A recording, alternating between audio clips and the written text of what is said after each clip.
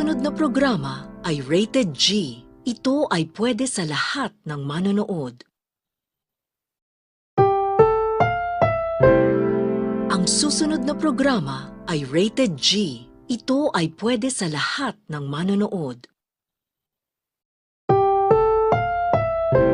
Ang susunod na programa ay rated G.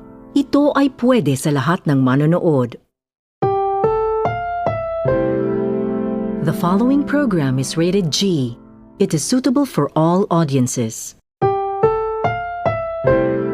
Ang susunod na programa ay rated PG. Ito ay nangangailangan ng patnubay at gabay ng magulang para sa mga batang manonood. Ang susunod na programa ay rated PG. Ito ay nangangailangan ng patnubay at gabay ng magulang para sa mga batang manonood.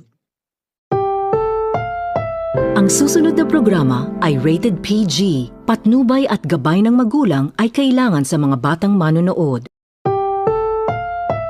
This program is rated PG. It contains themes and scenes which may not be suitable for very young audiences. Parental guidance is advised.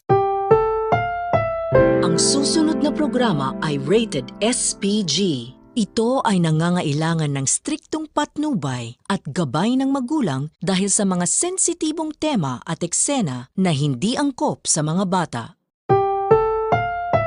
Ang susunod na programa ay rated SPG. Ito ay nangangailangan ng striktong patnubay at gabay ng magulang dahil sa mga sensitibong tema at eksena na hindi angkop sa mga bata.